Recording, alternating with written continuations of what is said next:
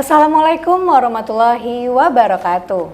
Halo Sobat Diskominfotik Provinsi Riau sekalian, kembali lagi di Talk Show Diskominfotik Provinsi Riau bersama Yolan. Nah, apa kabar Sobat Diskominfotik? Semoga selalu sehat ya dimanapun Sobat berada. Nah, episode kali ini spesial Yolan sedang berada di Kantor Badan Penanggulangan Bencana Daerah Provinsi Riau. Nah, pastinya juga sudah ada tamu spesial nih di samping Yolan, yaitu Bapak Kepala Pelaksana Bapak Muhammad Edi Afrizal SEMH. Apa kabar Bapak? Alhamdulillah baik. Baik, sehat selalu ya Pak ya? Alhamdulillah. Alhamdulillah. Nah, mungkin kita kali ini Pak akan membahas mengenai BPBD sendiri dan mengenai mungkin Kahutla juga ya Pak ya. Tapi Pak, sebelum Yolan lebih lanjut nih mengenai Kahutla, boleh tahu nggak sih Pak, apa saja sih Pak bidang-bidang yang ada di BPBD ini Pak? Ya, terima kasih. Kantor BPBD Riau ini terdiri dari 4 bidang. 4 bidang, Nah, oke. bidang, jadi 1 sekretariat. Bidang pertama itu bidang kedaruratan dan logistik. Oke. Kemudian bidang pencegahan dan kesiapsiagaan. Kemudian bidang rehabilitasi dan rekonstruksi, dan terakhir itu bidang data dan informasi. Nah, kita juga baru-baru ini ditambahin tupoksinya. Oh, tambah tupoksi lagi ya Pak ya? Tupoksi lagi, itu untuk pemadam kebakaran. Jadi selama ini di Provinsi Riau belum ada yang nangani pemadam kebakaran.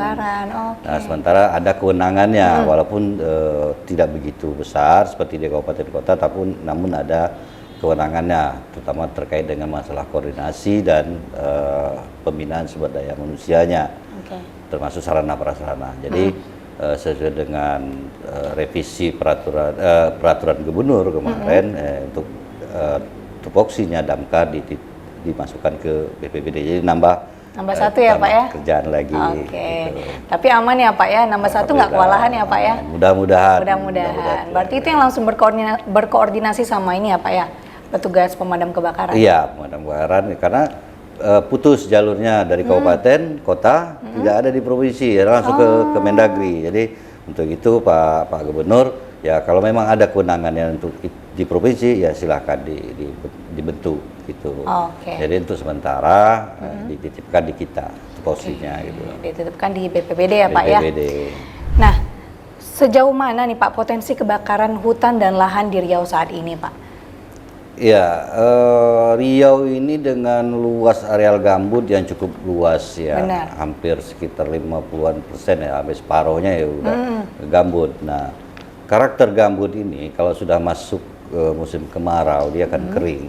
Jadi kalau dia sudah kering dan sangat mudah untuk terbakar. Iya benar. Nah, apabila sudah terbakar ini akan sulit dipadamkan, karena yang terbakar itu bukan hanya di permukaan, dia termasuk di dalamnya. Sampai ke dalam ya Pak ya? Sampai ke dalam. Jadi nah, itu yang kadang-kadang membuat kita kesulitan dalam melakukan upaya pemadaman gitu.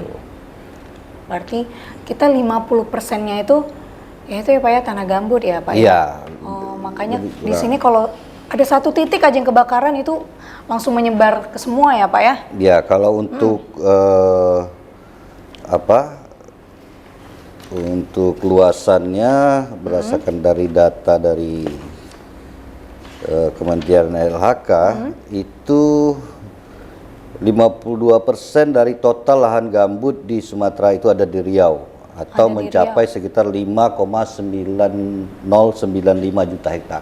Juta hektar ya. Itu ada di Riau. Luas ya Pak ya? 52% di Pulau Sumatera itu ada di Riau dengan lahan gambutnya. Gitu. Maka dari itu potensi kebakarannya itu besar ya Pak ya? Besar. Di Riau sendiri. Nah, apakah sudah ada nih Pak terjadi kebakaran hutan dan lahan di beberapa bulan ini Pak? Ya. Kalau ada di kawasan apa sih Pak dan seluas apa gitu? Ya, dari bulan Januari sampai dengan kemarin tanggal 15 Juni ya, itu kita sudah terbakar berdasarkan data dari lapangan itu mencapai luasannya 481,50 hektar. Kemudian titik hotspot artinya titik panas yang terdeteksi baik melalui aplikasi kita Sipakar, dashboard Lanjang Kuning maupun BMKG, itu ada 708 titik yang merupakan titik panas. Nah, dari 708 titik panas ini sudah terjadi kebakaran 172 titik. 172 titik. Nah, itu tersebar di 12 kabupaten. Yang untuk saat ini data yang kita punya, Rokan Hulu yang belum ada kebakaran. Rokan Hulu ya, Pak ya? Kalau 11 kabupaten kota lainnya semua sudah ya, Pak, terjadi ya? kebakaran. Udah ada ini kebagiannya masing-masing ya, Pak ya? Dan terutama yang dari awal-awal di wilayah pesisir Riau, itu mulai dari Rokan Hilir, Dumai, Bengkalis, Pulau Rupat ya, kemudian di Siak juga, kemudian di Pulau Meranti dan sampai ke Pelalawan dan Inhil itu sudah terjadi kebakaran. Nah, belakangan trennya udah karena curah hujan agak berkurang ini di daerah perbukitan Indragiri Hulu, Kuantan Singingi, dan hari ini kita lihat juga di Rokan Hulu ada titik.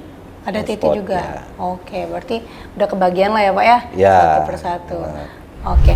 Nah, kalau untuk pencegahan nih, Pak, pencegahan dan penanggulangan apa sih yang dilakukan oleh BPBD sendiri, Pak? Mengingat potensi kita besar ya, Pak ya, untuk titik kebakaran ini, Pak. Kita sudah berdasarkan langkah-langkah, kita sudah mengambil beberapa langkah-langkah, dan kita Pak Gubernur juga mengambil langkah menetapkan status siaga karhutla lebih awal. Lebih awal ya, Pak lebih awal itu berlaku dari bulan Februari kemarin sampai dengan nanti tanggal 30 November.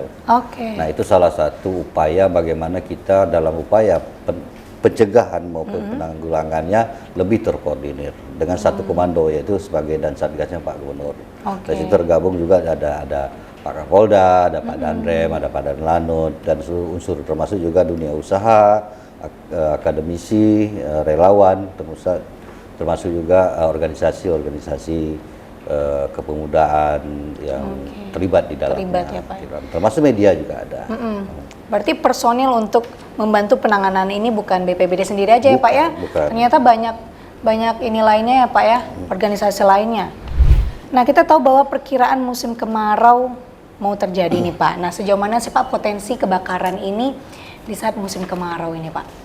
Nah, saya coba mengutip yang dari prediksi dari BMKG ya, boleh. Perkiraan bahwa sebagian wilayah Riau hingga Februari kita ada 2 kali musim kemarau. 2 kali musim kemarau. Berarti musim kemarau pertama itu sekitar bulan akhir Januari sampai Februari dan pertengahan Maret. Nah, itu berdasarkan prediksi BMKG. Nah, nanti di bulan-bulan Maret kemudian menjelang pertengahan April itu masih hujan. Kemudian nanti pas pertengahan April sesuai dengan data kita dari BMKG itu sudah mulai kemarau lagi ya, Pak ya? Nah, itu akan berlangsung sampai dengan perkiraannya sampai bulan Oktober. Namun kalau menurut BMKG prediksinya puncaknya adalah di bulan Juli dan Agustus. Sebentar lagi ya, Pak ya? Sebentar lagi. Ya, bisa-bisa jadi nanti 17 Agustusan di lapangan. Di lapangan ya, Pak. Oke, berarti sekarang udah apa ya, menetapkan satu siaga juga ya, Pak ya? Ya. Lebih awal ya, Pak ya, dari sebelumnya. Oke, nah kita tahu, Pak, pada awal tahun 2023 ini, Pak, mengutip dari berita juga nih, Januari 2023 BPBD Provinsi Riau raih penghargaan oleh Gubernur ya, Pak ya. Kalau boleh tahu prestasi apa sih, Pak, yang diraih, Pak? Nah, kita mendapat penghargaan OPD yang memiliki nilai kematangan tertinggi dalam pelaporan inovatif Government Award. Jadi dengan inovasi kita yang namanya SIPAKAR, Sistem Pengendalian Kebakaran Hutan Riau, Hutan dan Lahan Riau. Jadi ini salah satunya aplikasi yang kita ini. Jadi kita bisa memonitor di mana titik hotspot dan track juga heli waterbombing maupun patroli gitu. Dan ini kalau diklik nanti muncul foto-fotonya. Muncul ya, Pak ya. Oke, berarti di sini lengkap ya, Pak? Lengkap. Ada yang dari Kementerian LHK, ada dari BMKG, ada dari dashboard Lancang Kuning juga. Gitu. Jadi kita banyak pakai referensi beberapa aplikasi sehingga kita mendapat data yang lebih akurat. Ini persiapan membuat sistem ini lama nggak, Pak, ini kemana, Pak? sistemnya sudah ada, tapi sudah terus ada. kita upgrade. Di-upgrade terus Jadi ya Pak upgrade ya? terus. Oke. Tadinya awalnya cuma ada untuk monitor hotspot. Nah sekarang kita sudah bisa melihat tracking. Trackingnya. Kemudian kita sudah oke. bisa melihat juga data dan informasi terkait dengan banjir di mana. Iya, kalau benar. pada saat terjadi bencana banjir. Ini arah angin juga ada Pak. Ini Arah angin, Pak. angin, ya. Oke. Nah sekarang kalau dilihat itu kan arah angin ini arah ke utara. Iya. Gitu. Kalau ke barat ya udah itu sampai ke Malaysia. Jadi kalau ke ada Malaysia. kebakaran, asapnya bisa mencapai ke Malaysia. Kayak di tahun berapa dulu ya Pak ya? Ya, 2014, Sampai negara 2019. tetangga kita juga Iya. kena imbasnya ya Pak Iya. ya? Oke.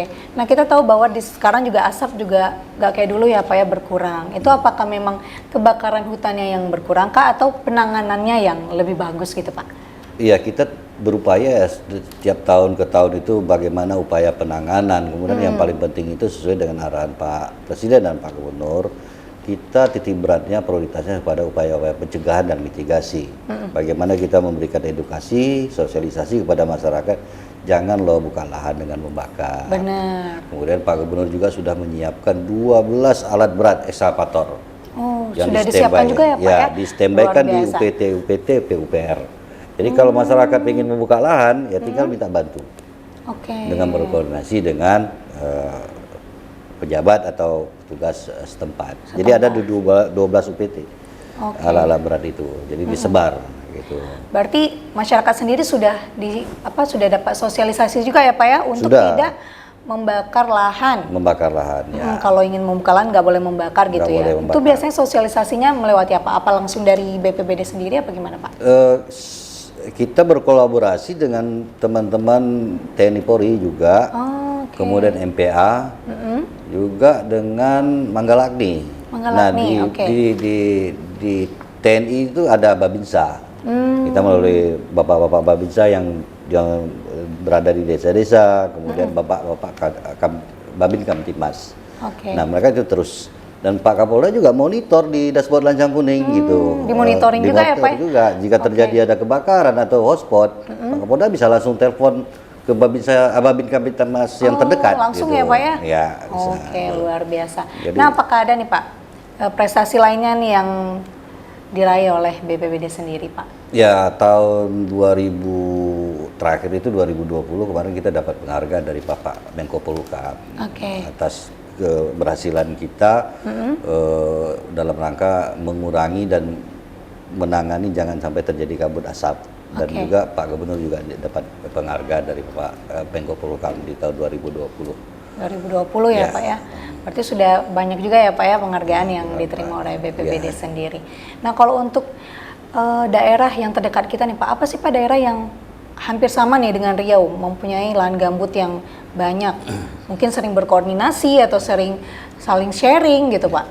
Ya kita saat ini ya, saat ini yang luasan gambut dan sering terjadi kebakaran itu ada di Provinsi Jambi. Jambi, oke.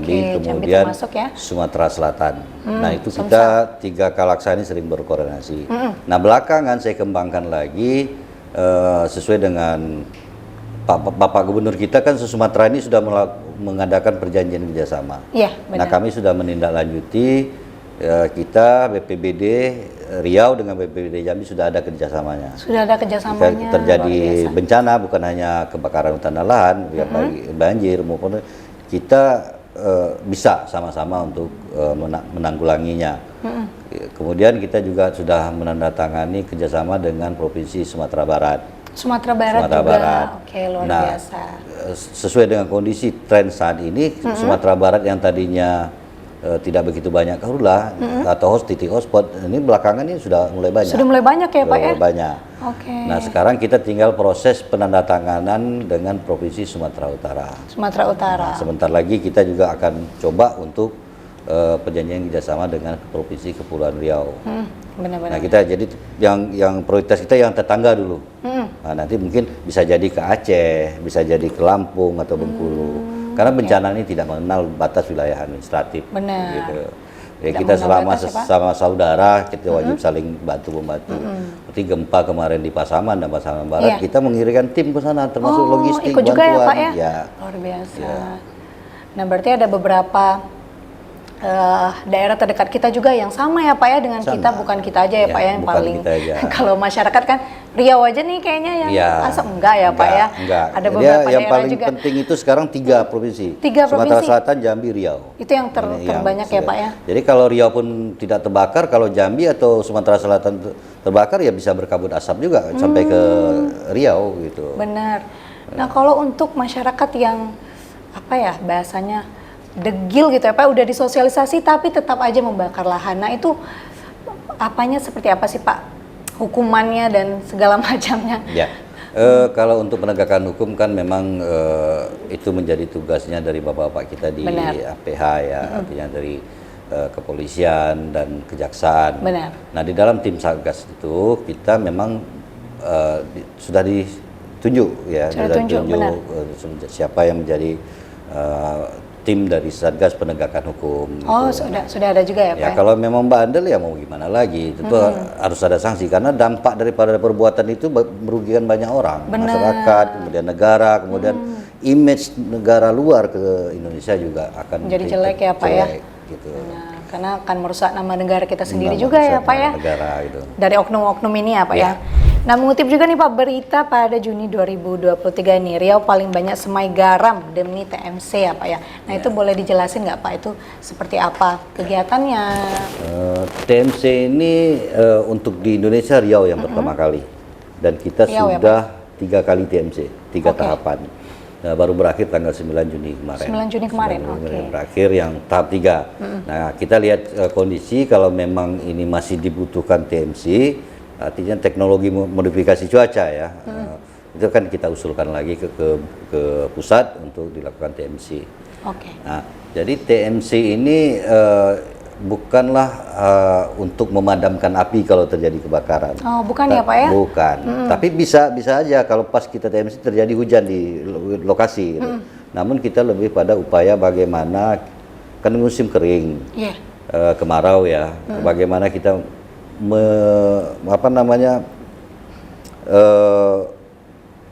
menyediakan stok air gitu. Stok air. Artinya dengan ada hujan, lahan gambut tuh bisa kita basahi, jadi tidak kering, kemudian embung-embung, kanal-kanal itu berisi air dengan sisa-sisa awan yang ada menjelang musim kemarau. Gitu. Jadi kita bersiap-siap dan kita juga ya menghemat air lah ya, artinya nanti kalau pas musim kemarau nanti kita takut kekurangan air gitu ya, Pak, ya. Jadi kan nanti kebakaran juga makin masif dia karena ya lahannya kering mudah sekali terbakar. Nah maka itu kita butuhkan dilakukan TMC dan beberapa provinsi juga berkonsultasi ke kita seperti NTT kemarin kontak ke kami juga bagaimana untuk melakukan TMC gitu. Nah itu kita kerjasama kita dengan BRIN, Badan Riset dan Informasi Nasional. Kemudian dengan Lanut, dengan Auri, dan ada juga yang dibiayai oleh pihak swasta. Jadi bukan hanya dari BNPB, tapi juga ada dari pihak swasta, kemudian juga dari BRGM, Badan Restitusi Gambut dan Mangrove. Pendananya. Berarti banyak ya Pak ya berkolaborasi bukan dari BPBD sendiri aja ternyata ya Pak. Itu dilakukan berapa kali itu Pak biasanya Pak, dan berapa banyak itu bentuknya garam seperti apa? Mungkin masyarakat awam kurang mengerti ya Pak ya? Dia NaCl. Dan kita tidak sembarang tabur, tidak sembarang semai. Jadi kita lihat dulu di satelit potensi-potensi awan yang bisa disemai. Kalau tidak ada awannya ya nggak bisa disemai gitu. Jadi ya kita pada masa pelaksanaannya itu ya boleh dikatakan hampir setiap hari. Setiap hari? Hampir setiap hari. Biasa. Sepanjang tidak ada gangguan cuaca dan ada awan yang kita bisa semai gitu. Jadi dikaji dulu, dirapatin dulu di posko. Jadi untuk di Riau ini kita sudah mengaktifkan 3 posko. 3 posko khusus untuk pengendalian kebakaran hutan dan lahan. Posko pertama ini adalah posko utamanya di BPBD ya, ini di ruangan kita ini sekarang. Di kantor ini Pak ya. Kemudian ada posko Satgas Darat. Satgas Udara. Satgas Udara. Itu adanya di Lanut Rusmin Nuryadin. Nah, itu setiap hari mereka ada briefing tuh, pagi sore. Setiap harinya ya Pak ya? Setiap hari. Jadi Luar sebelum heli patroli terbangkan mereka briefing dulu. Kemudian nanti pulang helinya mereka evaluasi. Nah, kemudian posko TMC. Nah, itu berada di London juga. Dan posko tim darat itu di kabupaten kota juga. Kabupaten kota Kabupaten juga. kota membentuk, kemudian apabila terjadi kebakaran di lokasi, kita bikin posko lapangan. Pakai tenda, kita bikin posko lapangan. Jadi untuk memudahkan koordinasi dan bagaimana strategi untuk penanganannya. Oke, berarti poskonya aja udah banyak ya Pak ya? Nggak di satu tempat aja, ternyata ada beberapa tempat gitu. Jadi lebih siaga gitu ya Pak ya? Kita juga gini, sebagai tambahan informasi, kita juga mendorong di desa-desa yang rawan kebakaran, yang biasa langganan setiap tahun, camat ataupun kepala desanya bentuk juga lah posko di sana, supaya untuk kesiapsiagaan. Jadi begitu terjadi kebakaran, penanganan pertamanya kan memang masyarakat atau relawan yang di terdekat desa ya, itu Pak, terdekat ya? gitu. Kita dari Pekanbaru ini kan butuh waktu mau menyampaikan jauh ya, Pak, ya? ke sana gitu. Makanya kita mendorong, menyarankan bagaimana bapak-bapak kepala desa maupun relawan kita, relawan MPA ya yang berada di kecamatan maupun di desa juga membentuk posko, mengaktifkan poskonya. Ini mungkin ada juga yang nonton ya Pak ya, kepala desa ini menghimbau ya dari Bapak Kalaksa sendiri, terutama di desa-desa yang rawan dengan kebakaran. Biasanya desa mana tuh Pak yang paling rawan Pak? Ya, kalau data kita dari 12 kabupaten kota itu ada sekitar 159 desa tersebar. Ya, tersebar di juga ya Pak ya? Ya, awalnya malah lebih 300-an lebih ya Pak ya? Sekarang udah berkurang ya? Udah berkurang gitu. Jadi lebih. Nah, itu akibat kesigapan bapak-bapak kades kita juga. Iya, luar biasa ya Pak ya. Kan prinsipnya yang punya rumah kita, tentu yang jaganya tentu harus kita sendiri, yang punya rumah, ya, Pak, ya? bukan tetangga gitu atau orang lain gitu. Benar banget. Nah itu dia. Oke, berarti itu untuk ya kepala desa ya Pak lebih aware lagi membuat posko juga ya Pak ya? Ya, dikontrol juga masyarakatnya yang buka lahan. Gitu, ya. Dan dibantu nantinya sama pemerintah gitu ya Pak ya. Nah, kalau boleh tahu nih Pak, ada berapa banyak sih Pak helikopter siaga Karhutla Riau sendiri Pak? Ini miniaturnya udah ada ya Pak ya? Yang besarnya susah ya Pak kalau kita bawa ke sini nggak muat ya Pak? Nggak muat. Ini miniaturnya aja nih. Ya, kita di Riau untuk patroli kita ada 3 heli. Tiga heli ya Pak ya? 2 dari bantuan dari BNPB dan 1 dari Kementerian Helaka. Kemudian untuk waterbombingnya juga kita ada 3 juga. Itu 3-tiganya dari BNPB.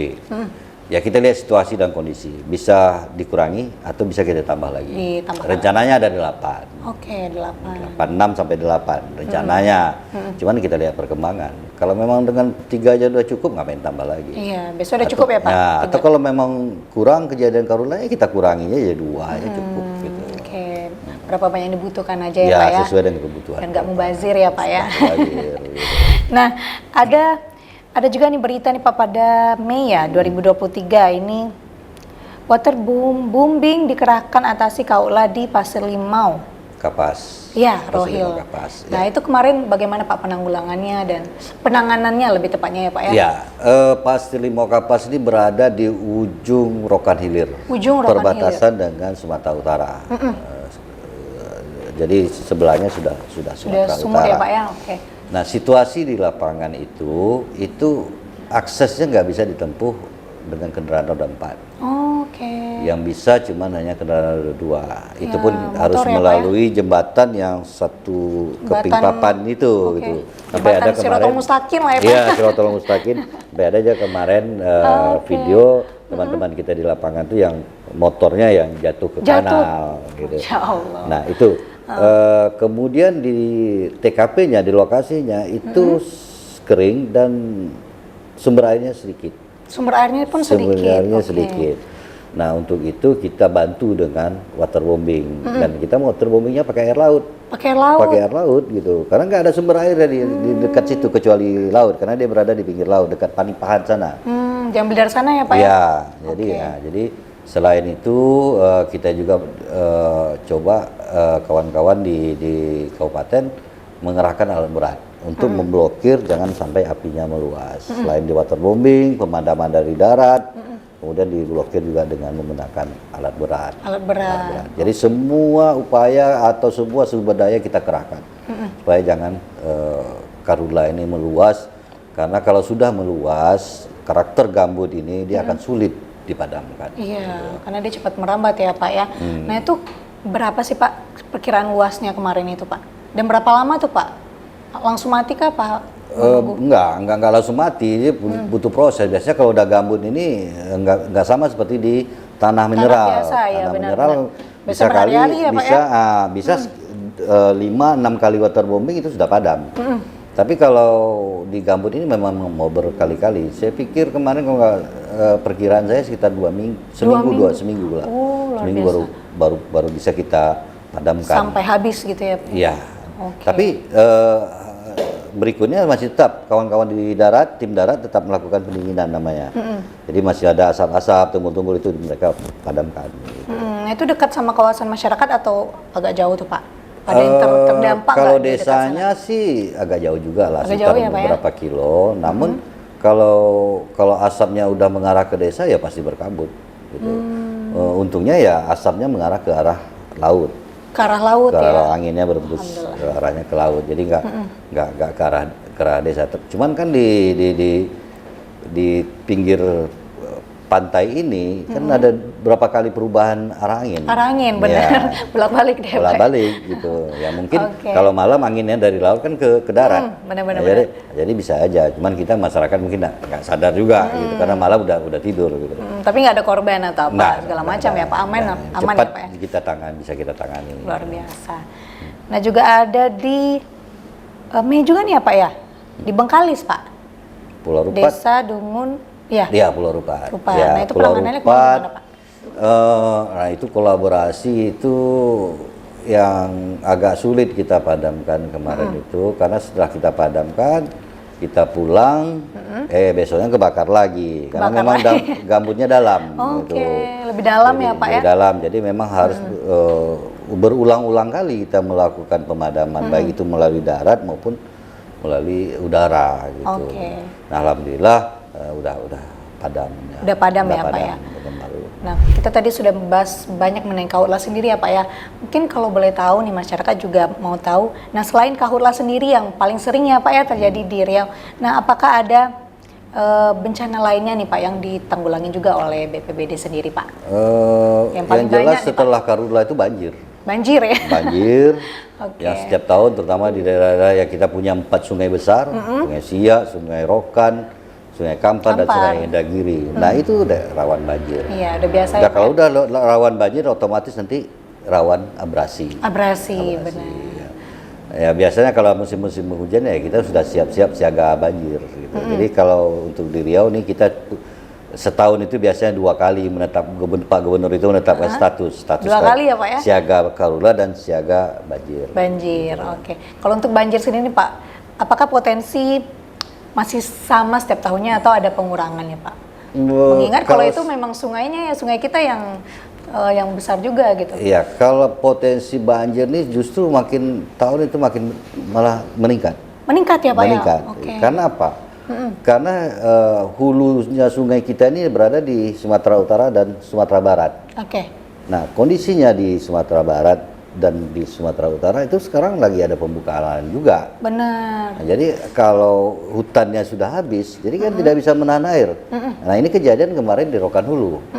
Banjir bandang, air bandang ya, Pak? dengan kayu-kayunya, sampai kan ada korban kan kemarin yang meninggal waktu mereka menyeberang sungai pakai perahu kecil. Benar. Akhirnya karam, Iya, ya ada karam. meninggal beberapa orang kemarin. Jadi ya bencana hidrometeorologi banjir ini ya itu kan tergantung curah hujan ya. Benar. Kalau curah hujan yang cukup tinggi di daerah Sumatera Barat dan Sumatera Utara bisa menyebabkan banjir. Banjir, berarti nggak mesti melulu dari masyarakat ya Pak, kayak mungkin buang sampah atau Ya. limbah dan segala macam, ada memang dari ininya ya Pak ya. Dari alaminya. curah hujan, Curah kemudian fenomena alam juga gitu, banjir rob. Kita kan berada di pinggir laut. Benar. Rokan Hilir, Dumai, Bengkalis, Indragiri Hilir, Meranti, ya kan.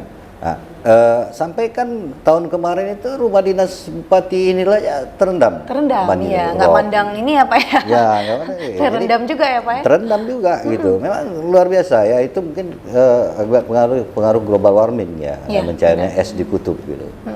Kemudian ya mungkin juga ada penurunan tanah, permukaan air makin tinggi. Kalau Gambut ini kan karakternya kalau udah rusak dia kan akan turun. Benar, lebih turun lagi ya Pak ya, makin turun. Ya. Oke, berarti kemudian ada juga ya masalah lingkungan ya, artinya yang dulunya anak sungai sekarang didam atau ditimbun, ya kan dijadikan entah perumahan atau dijadikan apa, sehingga airnya mau mengalir kemana lagi gitu. Begitu air pasang, kemudian hujan turun, udah ketemulah dia gitu, sehingga akhirnya pemukiman masyarakat juga terendam. Bertambah volumenya ya. Benar. Nah kalau untuk banjir sini nih Pak, apakah ada sosialisasi khusus juga nih dari BPBD sendiri Pak untuk masyarakat? Ya biasanya kita mengirimkan surat Pak melalui tanda tangan Pak Gubernur, kita ajukan ke Pak Gubernur mengirim surat ke Bupati Wali Kota untuk peringatan dini. Peringatan dini. Berdasarkan dari analisa dari BMKG. Jadi biasanya kita kerjasama dengan BMKG, mengingatkan bahwa ini akan terjadi curah hujan yang cukup tinggi. Nah itu mengirimkan ke Pak Gubernur dan ke kita, dan kita bikin surat edaran. Sambil kita juga melakukan sosialisasi berupa pamflet gitu, selebaran gitu, himbauan juga. Ya udah banyak lah ya Pak yang dilakukan oleh BPBD sendiri ya Pak ya, melalui surat edaran dan juga pamflet, mungkin baliho juga banyak ya Pak ya mengenai banjir sendiri. Nah kita udah membahas banyak tadi, apa ada yang mau disampaikan nih Pak? Harapan kita karena kondisi kemarau cukup kering ya tahun ini, kita menghimbau kepada masyarakat lah ya, terutama yang beraktivitas dengan api, kalau bisa tolonglah jangan membuka lahannya dengan cara membakar, karena dampaknya bukan hanya dirasakan mereka sendiri, seluruh masyarakat kita merasakan dan sampai dengan negara luar gitu. Nah, jadi kita menghimbau tolonglah bantu kami, karena masalah kebakaran, masalah bencana bukanlah menjadi tanggung jawab pemerintah saja. Benar. Ini tanggung jawab kita bersama, termasuk masyarakat juga. Semuanya gitu. ya Pak semuanya, dunia usaha, media massa, kemudian akademisi juga. Ya kita juga berharap kepada adik-adik kita mahasiswa ya, kalau melakukan KKN, praktik di lapangan juga tolong disosialisasikan. Benar, sekalian ya Pak ya. Sekalian gitu. Sampai diberilah edukasi kepada masyarakat. Nah, jadi itu ada program kami namanya KKN tematik. Oh, ada KKN jadi ada tematik. kerjasama kita dengan beberapa perguruan tinggi untuk adik-adik mahasiswa kalau ke lapangan sekaligus untuk itu, untuk melakukan sosialisasi kepada masyarakat ya. Guna membantu juga ya Pak ya. Bantu juga. Sosialisasi dari BPBD sendiri. Kemudian mungkin kalau mahasiswa tuh lebih apa ya, pendekatannya ke masyarakat mungkin lebih ini. Kita kan enak dulu ya Pak ya? Begini, orang tua kita dulu kalau kita sudah jadi mahasiswa, itu kata-kata didengar. Benar. Karena orang tua kita menganggap kita udah mahasiswa ini berarti orang pintar. Ya, pintar nih. Gitu. Di masyarakat juga begitu. Kalau yang datang mahasiswa, ini orang pintar. Jadi lebih didengar daripada yang bukan mahasiswa. Nah itu filosofinya seperti itu, kira-kira lah ya gitu. Karena adik-adik mahasiswa dianggap orang pintar, jadi bisa sampai ke jenjang mahasiswa. Iya, karena lebih apa lah ya, lebih enak mungkin komunikasinya. Kalau sama pemerintah mungkin lebih agak segan, apa gimana gitu ya Pak ya. Nah itu himbauan juga ya untuk para mahasiswa yang KKN ya Pak ya. Iya, himbauan untuk karena udah ada juga dari BPBD sendiri tadi ya Pak ya. Nah kalau untuk tadi udah harapan untuk masyarakat, untuk mahasiswa, kalau untuk pemerintah sendiri Pak, apakah ada harapan juga nih Pak? Ya kita dalam rangka upaya ini kan kita provinsinya sifatnya koordinator dan supporting. Tentu yang lini terdepannya adalah teman-teman kita di kabupaten kota. Jadi sesuai dengan arahan Bapak Presiden, tingkatkan upaya-upaya pencegahan dan mitigasi. Kemudian apabila terjadi kebakaran, padamkan selagi kecil, jangan sampai membesar. Di sisi lain juga sesuai dengan arahan Bapak Gubernur, ya minta ke kabupaten kota itu menstandbykan semua sumber daya, baik itu personil, sarana prasarana, terakhir juga anggaran. Ya, yang pasti ya Pak ya? Ya, yang pasti. Jadi dari APBD-nya masing-masing juga disiapkan, standbykan. Ya kita provinsi siap membantu, mensupport teman-teman di kabupaten kota. Karena lini terdepan pasti mereka. Ya. Gitu. Itu aja ya Pak ya. Ya. Oke. Nah karena waktu yang membatasi kita nih ya Pak ya, kita tadi Siap. sudah membahas mengenai Kahutla sendiri, kemudian apa aja sih bidang-bidang yang ada di BPBD sendiri, dan ternyata juga selain Kahutla ada beberapa bencana lainnya seperti banjir dan lain-lain ya Pak ya. Semoga kedepannya lebih baik lagi ya Pak ya, dan kebakaran hutan dan lahan kita juga berkurang, banjir kita juga berkurang ya Pak ya. Amin. Nah terima kasih kami ucapkan kepada Bapak Muhammad Edi Afrizal SMH selaku Kepala Pelaksana Badan Penanggulangan Bencana Daerah Provinsi Riau. Semoga apa yang Bapak sampaikan menjadi ilmu dan wawasan baru nih untuk Sobat Diskominfotik sekalian. Nah saksikan terus talk show Diskominfotik Provinsi Riau. Jangan lupa like, comment, share, dan subscribe YouTube channel Diskominfotik Provinsi Riau sekarang juga ya. Terima kasih, saya Yolanda Mardayahya, pamit undur diri. Sampai jumpa. Wassalamualaikum warahmatullahi wabarakatuh.